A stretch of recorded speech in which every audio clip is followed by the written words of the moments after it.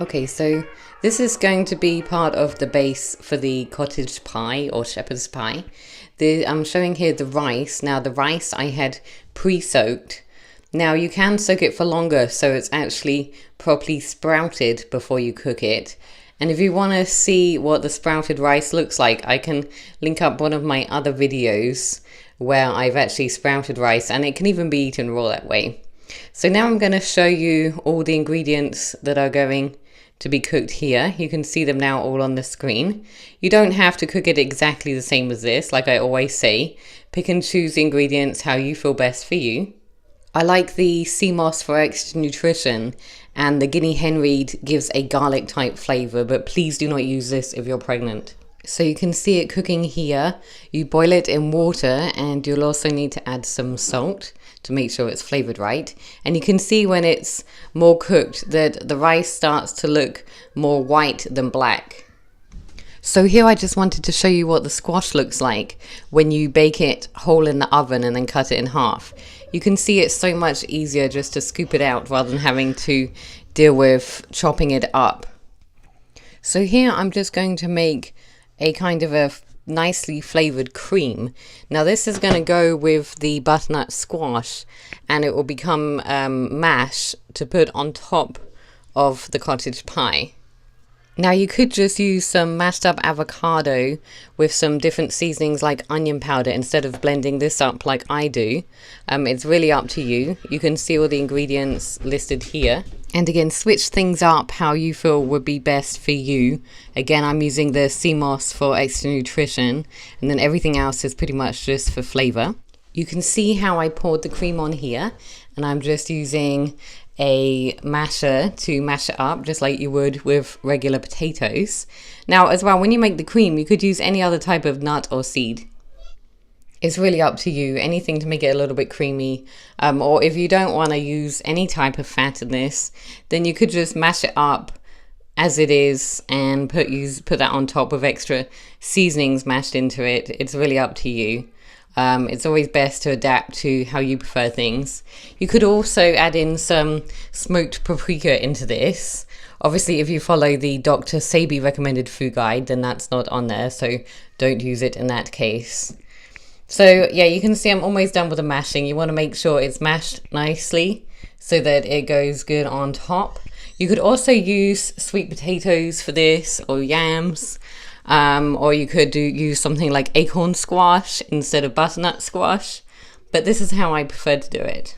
You could even use green baro bananas or green plantains as well. That works great too for this. So this is all ingredients that I'm about to blend up with some extra water. Now this is going to be poured in with the rice, and it's going to add to the flavor of the base. It's going to be a little bit like a sauce or almost like a gravy. And the walnut, the black walnut hull, actually adds to the color and the flavor. It sounds weird to put it in, but it really works. So you can see all the ingredients on the screen here anyway. So here you can see I've blended it all up in the Vitamix, and I'm adding it to the rice that was cooked previously. And then I added a bit of extra sea moss, you can see, and that tends to break down when it cooks. So here you can see the next ingredients that are going to be added to the base. It's mostly just mushrooms, onion, and thyme. And you can see those ingredients listed here. This really helps to add to the flavor, especially the mushrooms. It almost gives it that kind of meaty flavor. And you can use different types of mushrooms. Use whichever you prefer, or you can use a big mix of mushrooms. So I've just chopped them and I've poured them in there, and then I cook it down until they're all nice and soft. Now I should have really showed you after it was cooked in the pan, but I forgot. But you can still see what the base looks like here before I add the mash on, and it's really delicious. Like, it's really flavorsome just on its own to eat. It looks really rich in color, and it almost looks kind of like meat with the combination of the rice and the mushrooms. But at the same time, I think if you're been vegan a while and don't like anything that's too fake with meat, then I think it wouldn't bother you either. It's not like the regular meat substitutes. So when you put the mash on, you want to make sure that you put it all around the edges. The base is very high in liquid content, and if you just start putting the mash anywhere you want, then you're going to find that the liquid comes up over the top of the mash. So by putting it gradually around the edges and slowly working in, then normally you should find that the liquid isn't going to come up and cover the mash. Now, sometimes when it's cooking, it will bubble up through a little bit, but that's not quite the same issue here. So this works great. You just have to patiently put it around the edges and it normally works fine. So I'm almost done with this, and then I'll show you how I like to smooth it out to make it look more aesthetically pleasing. So this will work with any type of mash that I mentioned you could make. It will work in exactly the same way. So now I'm about to smooth it out on top. All you need is a fork, and you can see I just run the fork along the top and it gives it a nice pattern. You could just do it one way. I did it 2 ways to make sure that it looked good. You can see like this, and I also found it helps make sure that it cooks nice and evenly.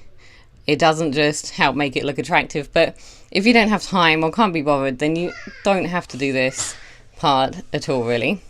So then I just put it in the oven until it looks like it's bubbling nicely, and then I always finish off on the broil setting, or the grill if you're in the UK, and then it nicely browns it off on top. Now, you could have added a little bit of nutritional yeast if you eat that into the mix and sprinkled it on top. It's entirely up to you. So now you can see what it looks like when it's served up on the plate. Now, it really was absolutely delicious. Everyone in my family enjoyed it. So you can see it came out in nice pieces. You can see a little bit of what the base looked like. Here you go. Here's another plate that I plated up. Now you could serve this with some extra greens. I think that would go perfectly. Or you could even chop up some asparagus or some okra, and you could put that in the base to add a little bit of extra greens.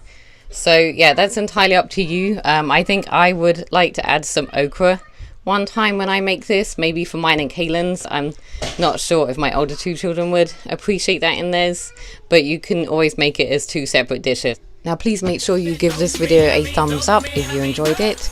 Make sure you leave me a comment down below if you have any questions, and make sure you're subscribed so you don't miss any of my future videos. Thank you, goodbye.